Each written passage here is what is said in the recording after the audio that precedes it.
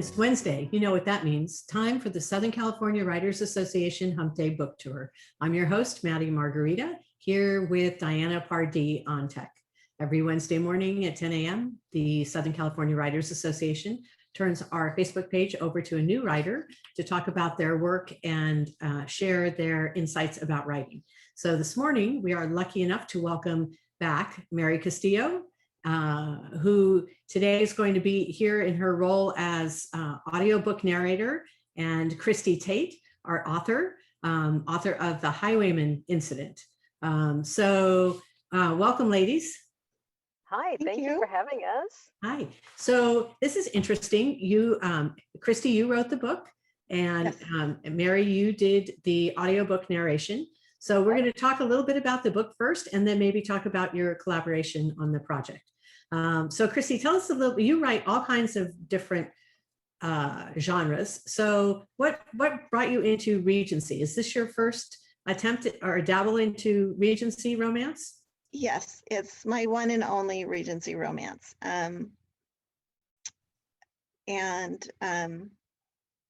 don't know why I chose Regency, but I can tell you where I got the idea for time travel. I was watching a documentary about the Salem witch trials, and they have done studies that and they theorize that the water in that area of Connecticut, where actually my ancestors are from and where I once lived, that the water is tainted and had properties in it that were that could cause hallucinations, and then that's why the girls had the fits that they had, and that's where I got the idea that the water from the witching well could cause time travel. And so then after that, then I just had fun thinking of places where if I could time travel, where would I want to go? And being a fan of all things Jane Austen, that was my first thought. And so that The Highwayman Incident is my first series, my first book in the Witching Well series. So it seems like there's an element of Outlander, yes. Without all the other stuff that comes with Outlander. Do you want to talk a little bit about what people can expect when they read the book? Sure. It's an ultimate fish out of water story. You take a couple who pretty much hate each other, and so Celia blames Jason for the closing of her grandmother's dress shop, and they're at a wedding together, and someone slips them water from the witching well and transports them back to Regency, England. So there they are, two people at cross purposes who suddenly find themselves in this strange situation, and their only allies are each other. So what could possibly go wrong? Right? Yeah. Okay, so we were talking briefly before. Let's talk. So the book has been published, right? Oh yeah, and it's been out there. I think I wrote it in 2014, so 7 years. So we're time traveling to current days. Notice how I threw that in there, the time travel thing. Anyway, so you've decided to make an audiobook, right? Yes. out of this story. So right. tell us a little bit about that and how you and Mary worked together on this project. Oh, well, I met Mary a couple of times at RWA functions, and heard her speak. I think she hosted a roundtable event, and she spoke about her audiobooks, and she spoke about marketing, and I was impressed with her. And so when I decided that I wanted to do an audiobook, I reached out. So it was as easy as that. So that's great. So Mary, you are not only an audiobook narrator, but a writer in your own right, an accomplished writer in your own right. So tell us a little bit about how you approached this project.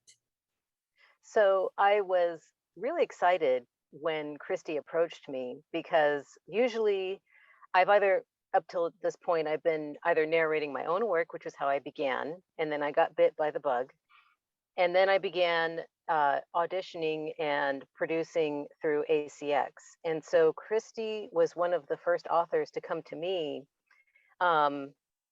And actually, no, she was the second to come to me and say, hey, you want to produce some of my audiobooks? And so we, by that time, I knew what questions to ask authors, because a lot of the times, well, I know for a lot of authors, it's a very mysterious world. We're so focused on our books and on publishing our books.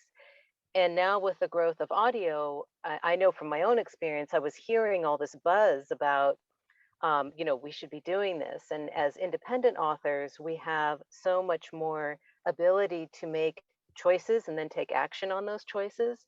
Whereas in years past, when we were all traditionally published, we really had to rely on our agent selling our audiobook rights, or an audiobook house wanting to option those rights. But now we can make that choice and we can make it happen. And so in doing these books, it's kind of fun. I tease a little bit in that I one of the reasons why I love audiobooks, it must be what it's like to be a grandparent. You as a parent, you're in the trenches and you're doing all the dirty work.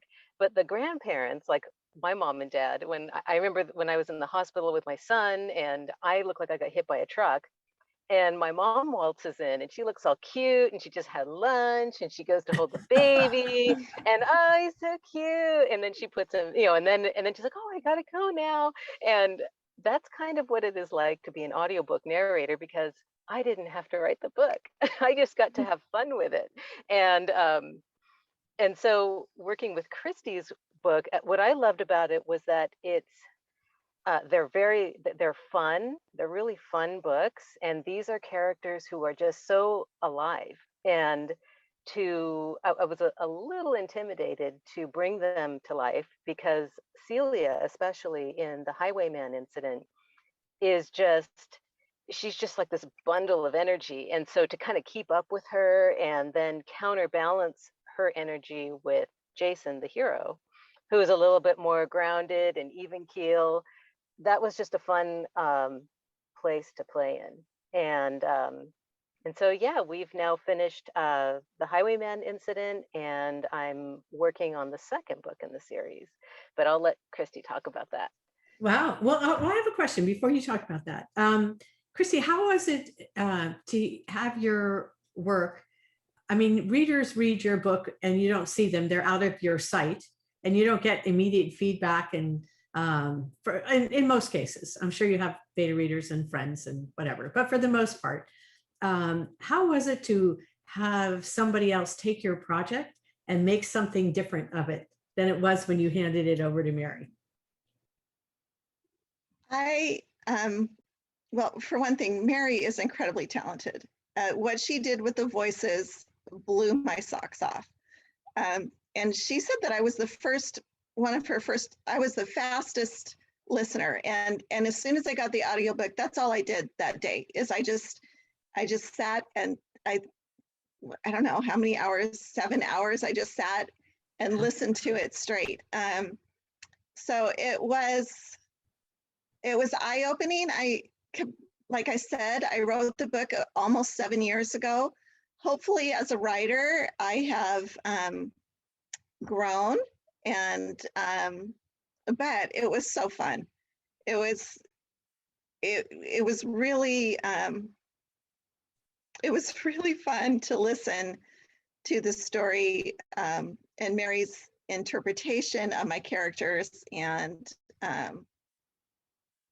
so I personally, I've had a great experience. I hope Mary has had too.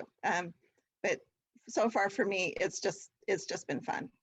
So what I love about audiobooks is that it is a different experience from reading the hard copy or the digital book, in that it is layered with someone's interpretation or experience or whatever you want to call it, just like any movie or a play. So there's an adaptation process that goes on, I think, from the narrator's point of view, so that the audiobook is in fact a different product, because there are things in that product that aren't there in the writing that your audiobook a narrator adds in. Mary, you want to talk a little bit about that, or am I right? No, you're absolutely right. Okay. Yeah, Well, absolutely. I've been working with a coach this year. In addition to getting an actual studio, I've narrated in a box, a playhouse, and a closet. And now I'm in an actual studio. So yeah, during the pandemic, when my husband and my son were home, was very interesting being in the closet under the staircase, but that's a different story. So in working with my audiobook coach, I feel that this experience of the wisdom that she's given me is to make very deliberate choices. And I've even seen it in, I haven't been doing a lot of writing, which is fine. But even when I know that it's going to make me more specific in my choices as a writer, but certainly as a narrator, whether it's fiction or nonfiction, you take a real deep dive into the text, and it's not just a matter of, oh, I have a different voice for this character, or I'm speaking in a different accent for that character. It's really trying to come from a place of where their vulnerability is, and so that can make it challenging. And sometimes, I can overthink it, but and yeah, you going into the booth and just you come in there with all your ideas and your thoughts in the text, and then it's working when you kind of forget that you're supposed to be doing it a certain way. You just go in there, and time passes by. And when I go back and I listen to it, I was actually listening to Highwayman Incident, and then I'm also doing pickups for the second book in the series, who's a different heroine, a different hero. And it's interesting to hear the different voices, and I didn't even realize I was doing it, but because they're just different characters. So I think it can, I think that as a writer, I've learned a lot being an audiobook narrator. So it'll be interesting once I kind of go back into my own writing later this summer. And yeah, it's a very different experience. And I love both. I can read an audiobook and listen to it at the same time. I often use WhisperSync with my Audible and my Kindle. Right, interesting. Okay, so Kristi, so you've written the book, you've given it to Mary. Mary has worked her magic. You get it back, and you listen to it. How has listening to that product impacted your writing? Well, like I said, I mean, it would have been really magical if I could have written it, had Mary write it, and then I go, oh, I need to fix that, or oh, I need to fix that, or oh, I need to fix that. But I didn't want to do that to her.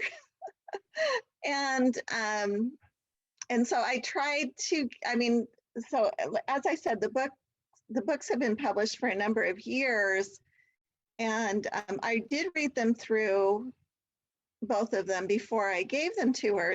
But I gave them to her the most polished, the best I could do, the best I felt like I could do. Of course. And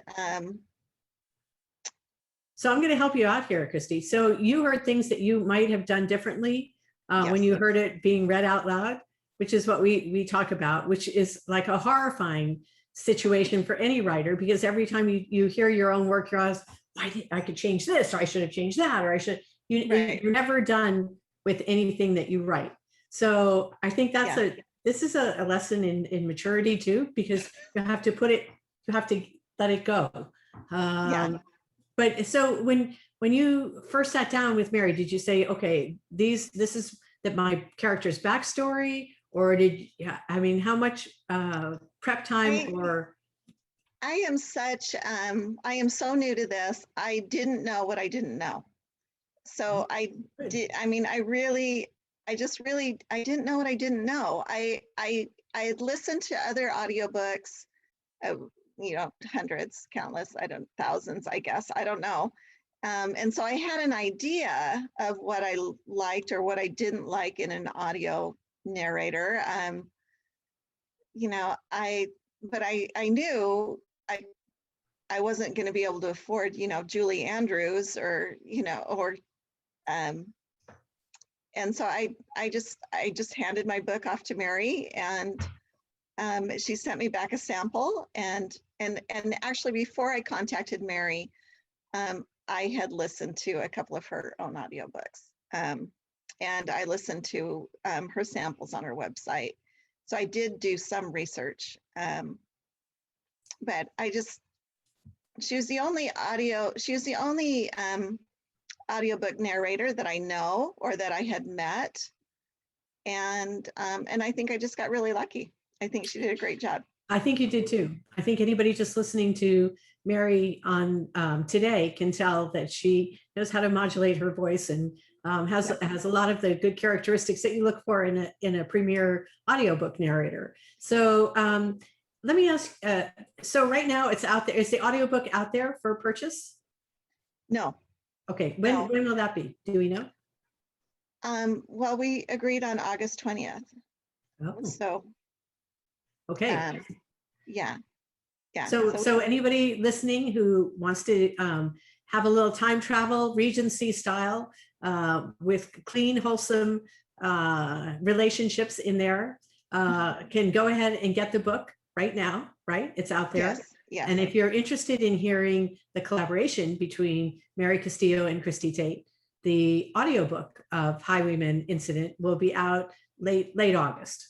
Yes. I'm giving you guys, you know, a little breathing room.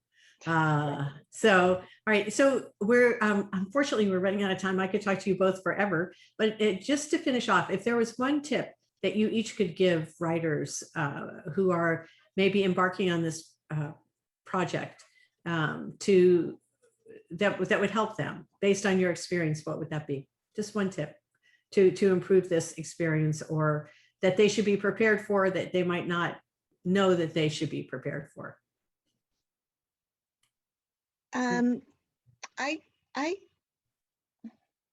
I guess my one tip would be to find someone that you trust, and then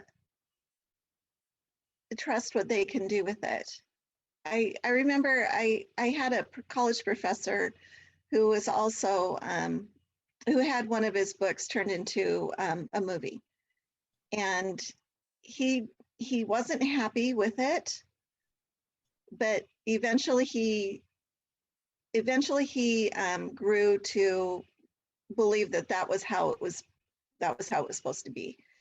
And I'm lucky because I was thrilled with what Mary had done. But I think that even if I hadn't been thrilled, I needed to be at peace with whatever interpretation the artist brought to it. So I guess that would be my advice, is you need to rely on someone else's art with your art, if that makes sense. That's a really, really good tip. And I'm not going to sing Let It Go, but yeah, I'm hearing that in my mind as you're speaking. Okay, yeah. Mary, how about you, from your perspective? So having been on both sides of the book, the author who produced her own stuff, and now I'm taking the responsibility of producing the work of other authors. And it's actually what Kristi did, is that she did her research. You can go to the APA, the Audiobook Publishers Association. It's kind of like our audiobook narrators, kind of like our RWA. And that's a great place to start. And going to the acx.com website, that's the back end of Audible. And they have a blog in which a lot of narrators and producers and authors share their experiences and their expertise. And listen, listen to audiobooks. So that was 2, sorry. But yeah, do your research. Oh, no, that's okay, because I only said I was going to ask you one more question, but I lied. So Mary, you talked a little bit about audiobook narrators, and you made a distinction between producers and audiobook narrators. Is there a distinction, and when do you need Sure. Yeah, both? like Or- for example, I am both. So so when you go through ACX, for example, and you hire a narrator, more than likely they're going to be managing that whole project. Now, if you are, let's say that your book is produced by Tantor Audio, then they are the producer. And then when you get into that, when you're in that type of scenario, your narrator may have a director, they may have an engineer, they'll have an editor. So it just becomes a much bigger production. So it goes through the whole range of scenarios. And so that's why, you know, I really urge authors to know their rights and know what kind of arrangements they're getting themselves into. And then also, once once the whole project gets rolling and your book is with your producer / narrator, as an author, start promoting it, start thinking about marketing it, because even though the production process can take some time, it gives you another thing to talk about with your readers. Now, I say that even though I'm like the worst when it comes to do, promoting my own work and stuff, but if I were to give advice to myself, that's what it would be. All right. Well, I think that's good advice all the way around. And we are promoting your work because it's not out until the 20th. So we're actually taking your advice. So good job, Kristi, on that. All right. Thank you. Like I said, I could talk to you guys about this all day, but we have to get going and let everybody go back to work. So I wish you a lot of luck on this. Please let us know how you do. And for anybody who's interested in, as we said before, Regency romance, contemporary romance, Kristi writes all of that in multiple genres. Please look her up. Mary is a great writer. I've read some of Mary's work, hilarious, entertaining, great voice. So look up her own writing and also her audiobooks. So thank you again. I hope everybody enjoyed themselves, and we will see you all next week on the Southern California Writers Day. See, I screwed that up. Southern California Writers Association Hump Day Book Tour. All right, everybody. See you. Thank you. Thank Bye.